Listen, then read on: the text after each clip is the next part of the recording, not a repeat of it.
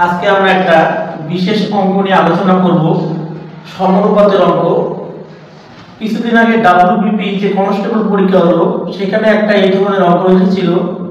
সামনে যে কলকাতা পুলিশের পরীক্ষা আছে, সেখানেও এই ধরনের অঙ্ক আসার খুবই সম্ভাবনা আছে। এই অঙ্কটা আমরা দেখব। দেখো, এখানে একটা অঙ্ক দেওয়া আছে যে 5টি সংখ্যা অবিরত অনুপাতে আছে। যদি পঞ্চমটি 162 এবং চতুর্থটি 54 হয়, তাহলে প্রথমটি নির্ণয় করো। ঠিক আছে, এটা কিছুদিন আগে পরীক্ষা এসেছিল। এবার অবিরত অনুপাত মানে কি? সমানুপাত। ঠিক আছে, এবার সমানুপাত মানে কি সেটা আমরা কিভাবে বুঝবো? সমানুপাত মানে হচ্ছে কি সমান অনুপাত। এখানে অঙ্কটা দেখো তোমরা, পঞ্চমটি বলছে 162 আর চতুর্থটি বলছে 54। আমাদের বের করতে হবে প্রথমটি। ঠিক আছে, তাহলে এটা পঞ্চম, এটা হচ্ছে চতুর্থ, তার মানে সামনে আরো তিনটে আছে। ঠিক আছে, তাহলে আমরা ধরলাম তৃতীয়টাকে ধরলাম জেড, তার আগে দ্বিতীয়টাকে ধরলাম ওয়াই, এবং যেটা প্রথমে আছে সেটাকে ধরলাম এক্স। তাহলে এই 5টি সংখ্যা কি হলো? অবিরত অনুপাত বা সমানুপাতে আছে এক্স ওয়াই জেড। চতুর্থটা হচ্ছে 54, পঞ্চমটা হচ্ছে 162। এবার অবিরত অনুপাত বা সমানুপাত মানে কি? মানে হচ্ছে পরপর দুটোর মধ্যে যে ভাগফল সেটা সবসময় সমান হবে।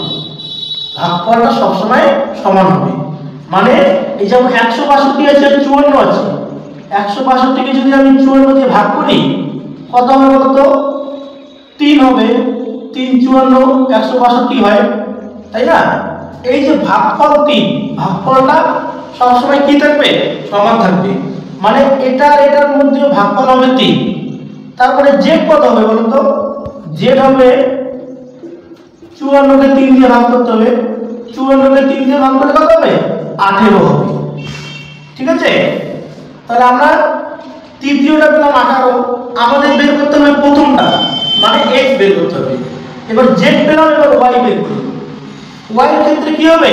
এই জেড এর মানকে 3 দিয়ে ভাগ করতে হবে। জেড এর মান 18, 18কে 3 দিয়ে ভাগ করলে কত হবে? 3 6 18 হবে 6। তাহলে ওয়াই মান পেলাম, মানে দ্বিতীয় সংখ্যাটি পেলাম। এবার প্রথম সংখ্যাটি আমাদের বের করতে হবে এই অঙ্কে, মানে এক্স বের করতে হবে। এক্স এর ক্ষেত্রে কি করব? ওয়াই কে কি দিয়ে ভাগ করব? 3 দিয়ে। মানে ওয়াই মানে হচ্ছে 6, 6 কে 3 দিয়ে ভাগ করলে হয়ে যাবে 2। তাহলে আমরা কত পেলাম? 2। তাহলে এক্স এর মান পেলাম 2, অর্থাৎ প্রথম সংখ্যাটি 2। তার মানে এই অঙ্কটার উত্তর হলো 2। অর্থাৎ এখানে এ নাম্বার অপশনটা হচ্ছে সঠিক উত্তর।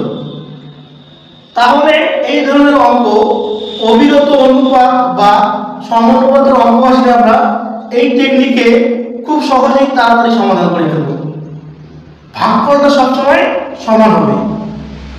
এবার তোমাদের জন্য এখানে একটা এরকম অঙ্ক দেওয়া আছে যে পঞ্চমটি হচ্ছে 240, চতুর্থটি হচ্ছে 120। তাহলে প্রথমটি বের করো। তোমরা এই অঙ্কটা করো, অঙ্কটা করে উত্তরটা বের করো এই টেকনিকে। উত্তরটা কত হয় সেটা কমেন্টে বলো।